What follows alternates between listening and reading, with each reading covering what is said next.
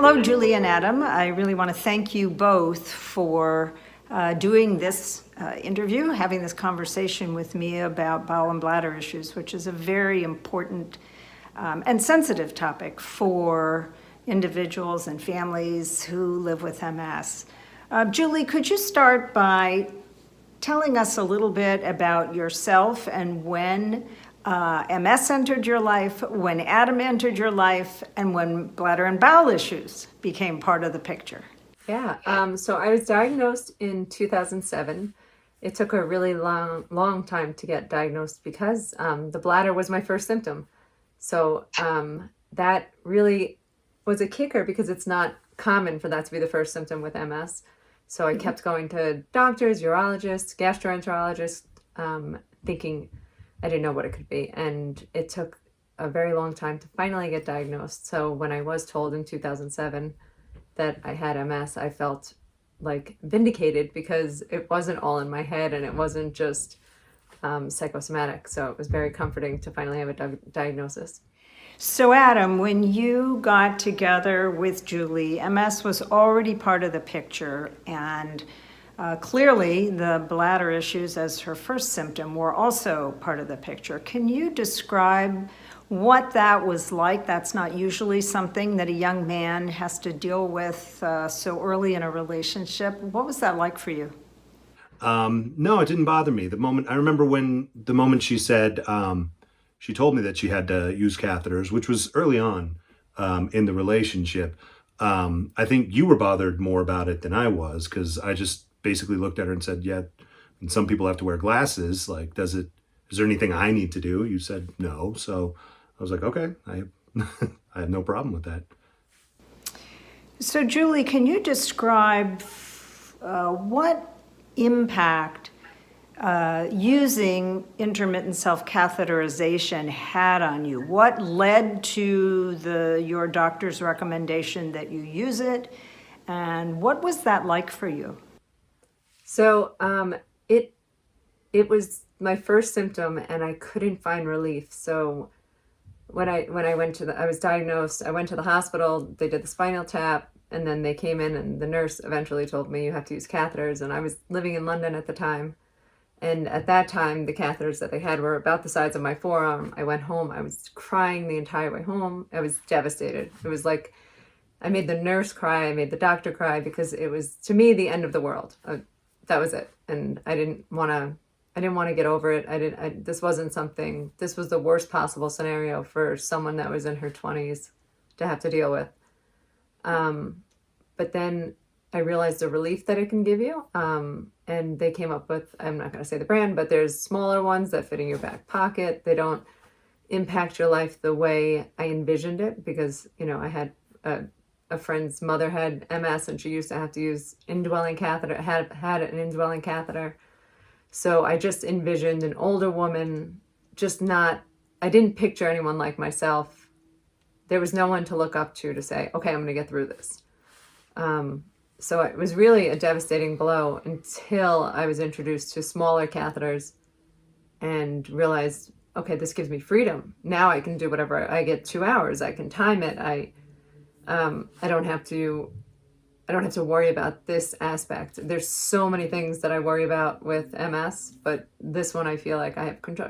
I use Botox every 6 months there's a lot that I have to do to give myself freedom and not be debilitated by it. So back to Adam for a minute.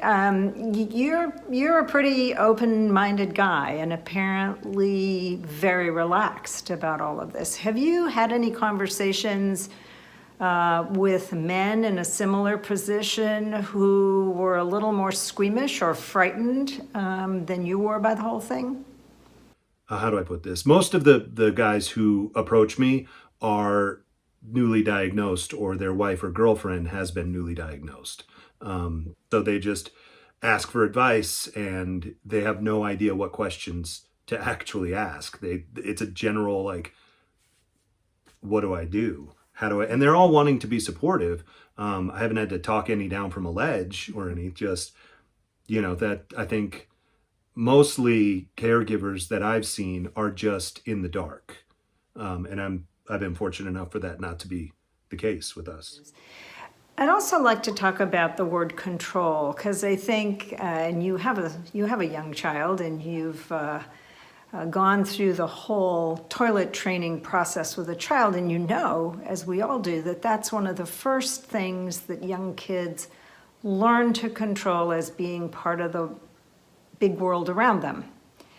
And so for a lot of people, beginning to have problems with bladder control or bowel control really threatens a very basic sense of personhood and feeling in control of one's own body. And I'm wondering, Julie, if you can just comment on that feeling of regaining and working to regain control over your bodily functions, and how you got from a place of feeling out of control and sort of a victim of your bodily functions to a place of control and dignity where you are today. I think it's been trial and error. It's taken a long time to find what works for me. And what worked for me 3 years ago doesn't work for me now. And, you know, what works for me now might not work in 3 years. But I really try and focus on what I can do. So, you know, I really, now that we live in a different state, I love that there's more bathrooms. I love that you don't have to wait for a code to go to the bathroom in a busy New York City, you know. And I think just dignity comes to me in terms of creating that path so that I know I'm not going to be in a situation where I'm going to be mortified and I'm going to, you know, where someone might be able to get over that experience. Every accident, everything that's happened because of this disease is still in my brain. I can forget argument, I can forget everything, but those, they have scarred me, and I know that it does for other people. But I think focusing on the length of time getting shorter between those instances and realizing that you're getting more control is very important. So those mortifying accidents are fewer and farther between as you have learned how to manage them. Yes, absolutely. I don't downplay how hard mentally and physically this disease is, but I think focusing on the good parts, not of the disease, but of you overcoming it and just who you become as a person. I'm not the woman I used to be, but I'm definitely proud of what I'm doing with the woman I've become. Well, and you're clearly more resilient with each of these challenges and coming to terms with them. And I think both of you have developed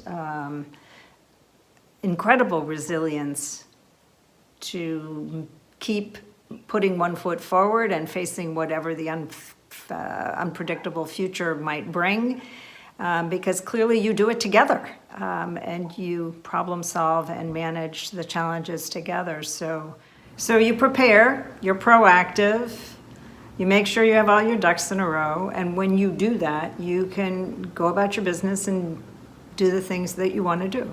So again, great teamwork, you two. It sounds impressive. Thank you so much for having this conversation today. I'm sure that our listeners will find it very, very helpful and reassuring. Thank you, Roz. Yeah, thank you.